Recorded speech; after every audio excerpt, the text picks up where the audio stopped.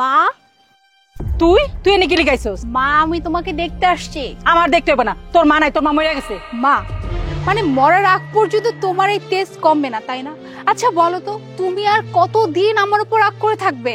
যতদিন না তোর নষ্টামি ছাড়বি ততদিন। মা নষ্টমি করে বলেই না আজকে তো ভালো আছি।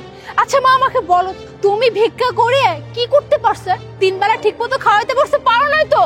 আর আজকে যখন আমি কত টাকা ইনকাম করতে সেটা সহ্য হচ্ছে না। আমি চাই না তুই মিডিয়াতে কাজ করস। মা মিডিয়াতে কাজ করা কিছু দোষের না, বুঝতে পারছো? নিজে ভালো তো জগৎ বলে একটা কথা আছে না? আচ্ছা শোনো, যাই হোক আমি তোমাকে নিতে আসছি আমার সাথে। না, আমি যদি মইরেও যাই তাও আমি তোর লগে যাবো না, তোর টাকা খামো না, তোর সাথে আমি যাবো না, তোর কিছু শুনবো না আমি। মা তোমাকে আমার সাথে যেতে হবে। না যাবো না। শোন, 10 বছর ধরে ভিক্ষা করে খাইছি, আর যতদিন বাচ্চা আছি ততদিন ভিক্ষা করেই খামো, তাও আমি তোর লগে যাবো না। আচ্ছা ঠিক আছে, এত রাগ করতে হবে না। এই যে আমি তোমার জন্য কিছু ফল নিয়ে আসছি, নাও। ফল? ফল আনছস? এই যে তোর ফল, তুই খা নে। মা এই কাজটা করা তোমার একদম উচিত হয় নাই। আমি কত আশা নিয়ে ফলগুলো তোমার জন্য নিয়ে এসে তুমি ফেলে দিলে। আচ্ছা ঠিক আছে, তোমাকে আমার সাথে যেতে হবে না, কোথাও যেতে হবে না, তুমি থাকো এখানে। এই যে পুরনো বাড়ি, টিনের চাল ফুটো হয়ে গেছে, বৃষ্টি পড়লে পানি পড়ে, এটা তো তোমার কাছে স্বর্গ তাই না? থাকো তুমি তোমার স্বর্গে, এই মেয়ের সাথে তোমার যেতে হবে না। আর একটা কথা বলে দিলাম, আজকের পরে মেয়ের চেহারাও তুমি দেখবা না। আরে যা যা, তোর চেহারা আমি দেখতেও চাই না। আর আমি যদি মরেও যাই তাও তোর চেহারা আমার দেখাইস না, আমি দেখতে চাই না তোর চেহারা। কি মাকে কনভিন্স করতে পেরেছো?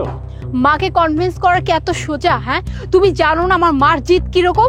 জানবো না কেন, তোমার যে রাগ, তোমার মায়েরও তো রাগ হওয়াটাই স্বাভাবিক তাই না?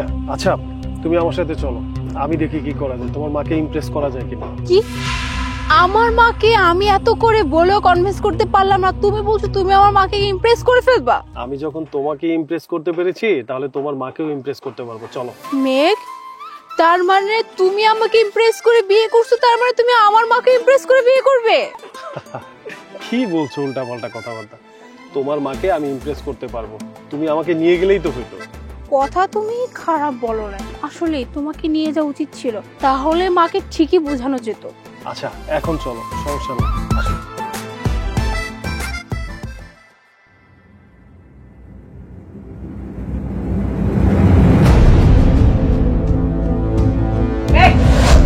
বাবা প্লিজ দাঁড়ান, আমার কথাটা শোনেন। কি রে, তোর আমি নিষেধ করছি তুই এই বেটা আবি না, তারপর আবার কি লিখাইছস? হ্যাঁ, যেদিন তুই এই বেটা থেকে বাইরে গেছস সেদিনই আমি মনে করছি আমার মাইয়া মরা। তারপর আবার যে একটু আগাইছিলি তোর এত অপমান করে খেদাই দিলাম, তারপর আবার কি লিখাইছিস? যা বাইরা বাইরা কইছি। কি বলেছিলাম না যে মার তেজ এখনো যায় নাই, কোনো লাভ হবে না এখানে এসে। ও লগে আবার আরেকজন লইছিস, কার লইছিস?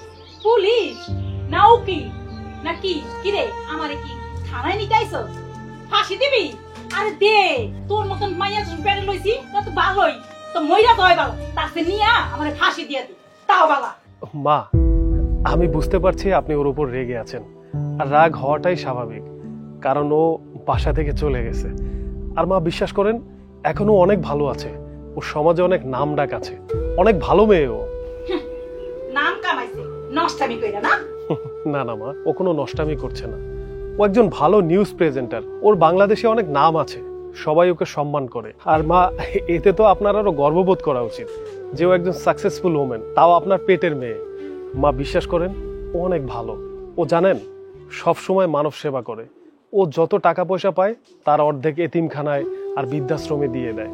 এছাড়াও মা ও সব সময় আপনাকে মনে করে, আপনার কথা স্মরণ করে মাঝে মধ্যে কান্নাকাটি করে। আর ও তো আপনাকে টাকা পাঠিয়েছে, ও জানে যে আপনার কষ্ট হচ্ছে, তাই ও আপনার সাথে দেখা করতে এসেছে।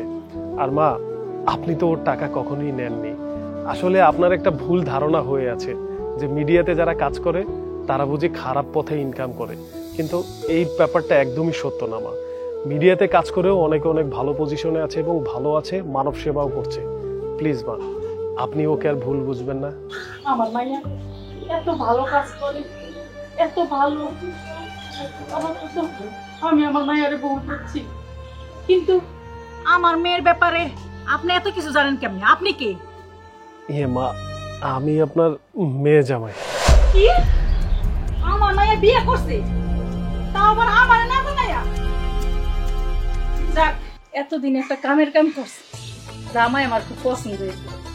জামাই দেখতে শুনতে সুন্দর আর ভদ্রও আছে। এই তুই ওদিকে মুখ করে খাড়া রেছিস কিল্লিকা, ডং করার আর জায়গা পায় না, নতুন জামাইরে বাইরে খাড়া করে রাখছে। জামাই ঘরে আয়।